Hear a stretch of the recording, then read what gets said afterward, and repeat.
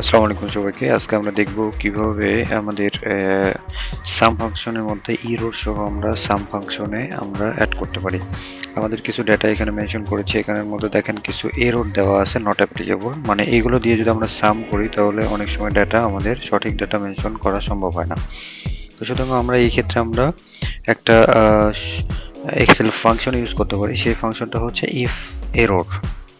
এখন আমরা যদি ইকুয়াল টু দেই, এখানে ইকুয়াল টু দেওয়ার পর আমরা সাম দেব। সাম দেওয়ার পরে আমরা এখানে লিখব ইফ এরর।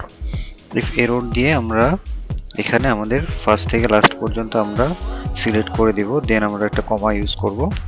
কমা ইউজ করব। হ্যাঁ, কমা ইউজ করার পরে আমরা এখানে শুধু ডাবল কোটেশন দিয়ে দিব। ডাবল কোটেশন ব্ল্যাঙ্ক রাখবো। হ্যাঁ, ডাবল কোটেশনের মধ্যে আমরা ব্ল্যাঙ্ক রেখে ব্র্যাকেট ক্লোজ করে দেন আমরা কন্ট্রোল শিফট এন্টার চাপবো। কন্ট্রোল শিফট এন্টার দেওয়ার পরে আমরা দেখেন এটা রাইট সাইডে যদি ড্র্যাগ করে দিই আমরা সঠিক ইনফরমেশনটা পেয়ে যাচ্ছি। তো তবে এটা যদি আমাদের নিউ ভার্সন হয়ে থাকে সেই ক্ষেত্রে এন্টার দিলে আমরা রেজাল্টটা পেয়ে যাব।